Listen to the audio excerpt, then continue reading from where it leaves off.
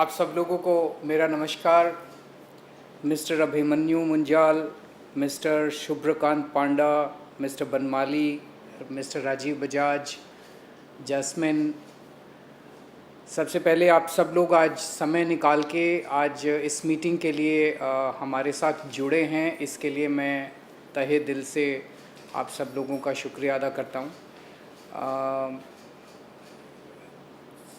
आज मुझे बेहद खुशी है कि दिल्ली एट 47 का हम लोग शुभारंभ कर रहे हैं इस प्लेटफॉर्म के साथ।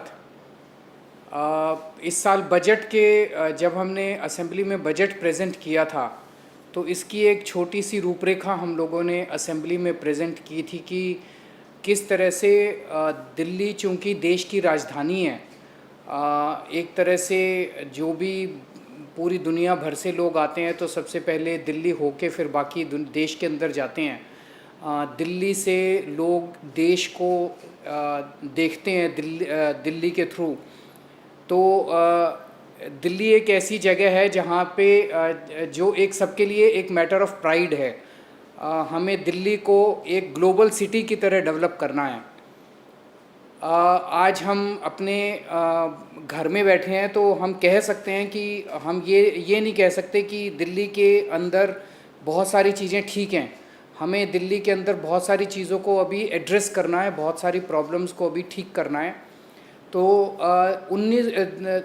2047 में देश जब 100 साल पूरे कर लेगा तब दिल्ली को हमें कहाँ लेके जाना है उसका एक रोड मैप हम लोगों को प्लानिंग तैयार करनी है।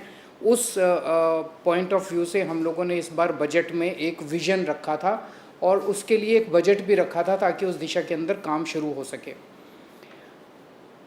दिल्ली एट 47 जब हम बात करते हैं तो एक बारी मन में ये भी आता है कि कहीं ऐसा तो नहीं कि हम are we procrastinating dealing all our efforts. हम ये कहने की कोशिश कर रहे हैं भाई अभी तो चलो ठीक ठाक है, अब 2047 में देखेंगे, जब 2047 में बात करेंगे। That is not the purpose. The purpose is कि बहुत सारी प्रॉब्लम्स हैं, उन प्रॉब्लम्स की, उन एरियाज़ की, उन सेक्टर्स की लिस्ट बनानी है, उनके समाधान निकालने हैं और उनकी टाइमलाइंस बनानी है, उनके माइलस्टोन्स बनाने हैं। कुछ समस्याएं हैं जो साल भर में भी ठीक हो सकती हैं, कुछ समस्याएं हैं जो 2 साल में भी ठीक हो सकती हैं और कुछ चीज़ें हैं जो शायद 47 तक जाएंगी। तो अगर मैं ये कहूँ, जैसे हमने असेंबली में इस बार जब रखा कि हम अपनी दिल्ली की पर कैपिटा इनकम सिंगापुर के बराबर लेके जाएंगे, या मैं कहूँ कि हम 2048 के ओलंपिक के लिए बिड करेंगे, these are some things which are a little long term. ये कल अचीव नहीं हो सकती, ये 1 साल में अचीव नहीं हो सकती, ये 2 साल में अचीव नहीं हो सकती। लेकिन अगर मैं कहूँ कि हम 24 घंटे दिल्ली में पानी देंगे, ये 2047 तक वेट नहीं करना चाहिए। This should happen in next 1 year, 2 years, 3 years. कम से कम अगले चुनाव के पहले तो दिल्ली के अंदर 24 घंटे पानी मिलना ही चाहिए। तो बहुत सारी प्रॉब्लम्स हैं। पिछले 5 साल में हम लोग नए नए राजनीति में आए हैं, हमें राजनीति उतनी अच्छी करनी नहीं आती, लेकिन समस्याओं का समाधान ढूंढने का हम ईमानदारी से एफर्ट करते हैं। पिछले 5 साल के हमारे एक्सपीरियंस ने ये दिखाया कि समाधान निकाले जा सकते हैं, समाधान ढूंढे जा सकते हैं। इच्छा शक्ति चाहिए, विल पावर चाहिए, पॉलिटिकल विल चाहिए। अभी जैसे बनमाली साहब भी ये कह रहे थे कि टेक्नोलॉजिकल सॉल्यूशंस तो मिल जाएंगे, टेक्नोलॉजिकल सॉल्यूशंस तो अवेलेबल हैं। आज दुनिया इतनी प्रगति कर चुकी है कि कोई भी समस्या हो उसका समाधान निकल सकता है। उस समाधान को इम्प्लीमेंट करना है हम लोगों को। पिछले 5 साल के अंदर कुछ सेक्टर्स में दिल्ली सरकार ने अच्छे एफर्ट्स किए, उसको सब लोगों ने देखा। शिक्षा के क्षेत्र में बहुत अच्छा एफर्ट किया। आज मुझे कहते हुए अभी परसों 12वीं क्लास के नतीजे आए हैं और आपको ये जान के ताज्जुब होगा कि हमारे दिल्ली सरकार के स्कूलों के, दिल्ली सरकारी स्कूलों के नतीजे 99.97%, 99.97% आज तक कभी 70 साल में भारत के इतिहास में सुना नहीं होगा सरकारी स्कूलों के नतीजे। और पिछले 5 साल से दिल्ली के सरकारी स्कूलों के नतीजे प्राइवेट से ज़्यादा अच्छे आ रहे हैं। सो extraordinary achievements have been had in the field of education. ऐसा नहीं कि सब कुछ ठीक हो गया, अभी बहुत कुछ करना बाकी है। हमारे एजुकेशन को लेके और बहुत सारे सपने हैं, उसको भी इम्प्लीमेंट करेंगे। अभी हमने एक स्पोर्ट्स यूनिवर्सिटी बनाई है, एक एंटरप्रेन्योरशिप एंड स्किल यूनिवर्सिटी बनाई है, और बहुत सारे काम करने हैं। लेकिन एजुकेशन के क्षेत्र में जो हुआ वो ये दिखाता है कि हो तो सकता है, इट्स पॉसिबल, इट्स डूएबल। उसी तरह से हेल्थ के क्षेत्र में काफ़ी अचीवमेंट्स हुए। दिल्ली के सरकारी अस्पतालों की बहुत बुरी हालत थी, सरकारी अस्पताल ठीक किए गए। मोहल्ला क्लिनिक्स का एक बहुत बड़ा नेटवर्क तैयार किया गया, पॉलीक्लिनिक्स का एक बहुत बड़ा नेटवर्क तैयार किया गया। एक तरह से सुरक्षा चक्र, हेल्थ सुरक्षा चक्र हर सिटीज़न को मिला है, क्योंकि हमने दिल्ली के अंदर हर नागरिक का पूरा इलाज मुफ्त कर दिया है। उसके लिए फंड्स जुगाड़े, जहाँ से भी फंड्स जुगाड़े, लेकिन अब दिल्ली में कोई भी आदमी ये नहीं कह सकता कि मैं बीमार हूँ, मेरे को 15 लाख रुपए, मैं कैंसर है, मेरे को इतनी बड़ी बीमारी है, मेरे को 15 लाख रुपए लगेंगे इलाज के। उसके जितने मर्जी लगें पैसे इलाज के, वो अस्पताल में जाके, सरकारी अस्पताल में अच्छा इलाज होगा, इसकी भी गारंटी है, जाके अपना इलाज करा सकता है।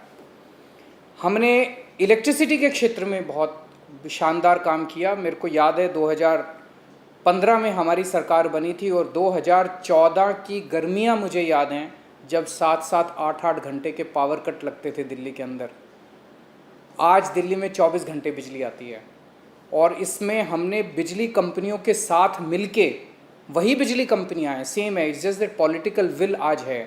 बिजली कंपनियों के साथ मिलके 2015 से लेके अगले 2-3 साल तक मेरे को याद है, हमने खड़े होके ट्रांसफार्मर चेंज कराए, केबल चेंज कराई जो पुराने हो गए थे, सब ठीक करके आज दिल्ली में 24 घंटे बिजली मिलती है। तो बिजली के क्षेत्र में अच्छा काम हुआ। आज सर्विसेज के क्षेत्र में 100 से ज़्यादा सरकारी सर्विसेज ऐसी हैं जो आपको डोर स्टेप पे मिलती हैं। हमने एक फ़ोन नंबर जारी कर दिया है, आप उस नंबर पे फ़ोन कीजिए। जैसे आप पिज़्ज़ा ऑर्डर करते हैं, आप फ़ोन करते हैं, पिज़्ज़ा आपके घर आ जाता है, ऐसे उस नंबर पे आप फ़ोन कीजिए, आप कहिए कि मुझे अपना राशन कार्ड बनवाना है, तो वो आपसे पूछेंगे कि हम कितने बजे आपके घर आएँ।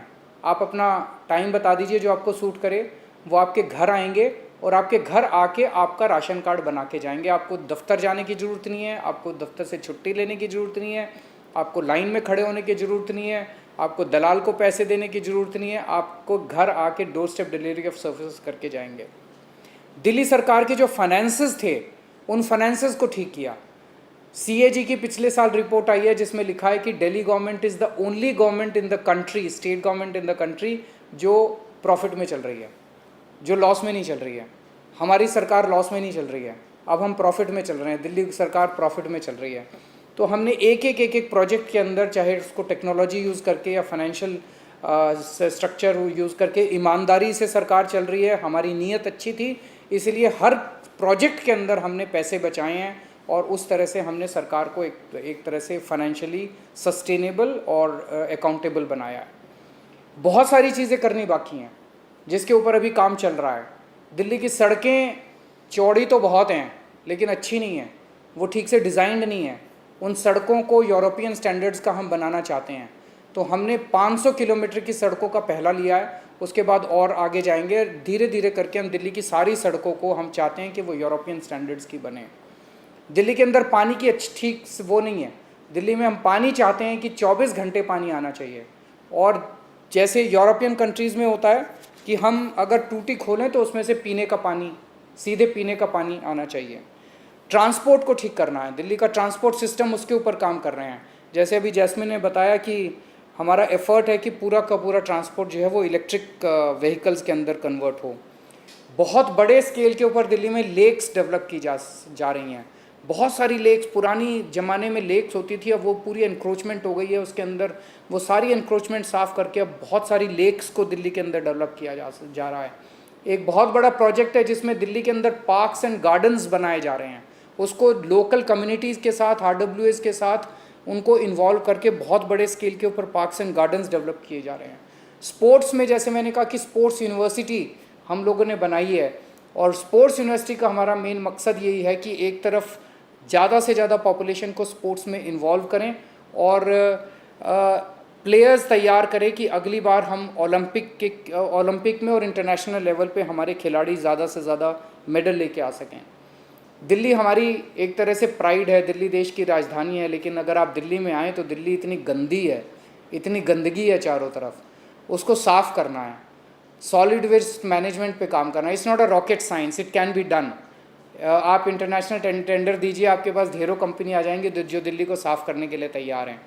और आजकल तो कूड़ा भी बिकता है, तो मुझे लगता है कि आप बड़े सस्ते में, या मतलब एक्चुअली क्लीनिंग दिल्ली में not be a expensive idea, it में actually generate revenue for you. इसके ऊपर काम कर रहे हैं हम लोग।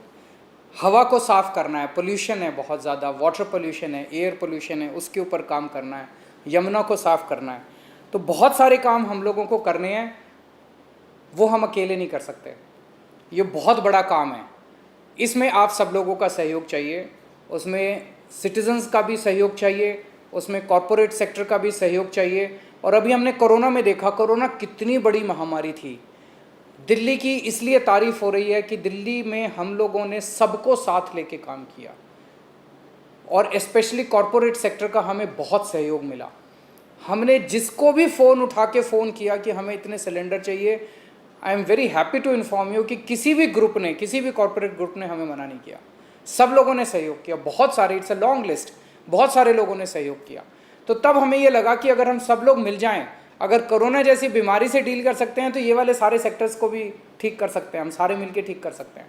तो अब आप सब लोगों का हमें सहयोग चाहिए, और आज ये प्लेटफॉर्म उसी लिए डेवलप किया गया है जिसमें हम आपसे चेक लिखवाने के लिए नहीं आएंगे, हमें आपकी एक्सपर्टीज़ चाहिए, हमें आपके आइडियाज़ चाहिए, हमें आपका पार्टिसिपेशन चाहिए, और जैसा आप लोग कह रहे थे, हमें आपकी पार्टनरशिप चाहिए। हम कंधे से कंधा मिला के आपके साथ मिल के दिल्ली को 21st सेंचुरी की दिल्ली बनाना चाहते हैं, ताकि 2047 में जब हम बैठे तो हम ये कहें कि हमें अपनी दिल्ली के ऊपर गर्व है। तो एक तो हमें ऐसी दिल्ली बनानी है जिस पे हम सब लोगों को मिलके गर्व हो, और एक ऐसी दिल्ली बनानी है जिसमें गरीब से गरीब आदमी भी अच्छे से रह सके, इज्जत से रह सके, आराम से रह सके। Thank you so much for your participation, and look forward to many more such meetings in the times to come.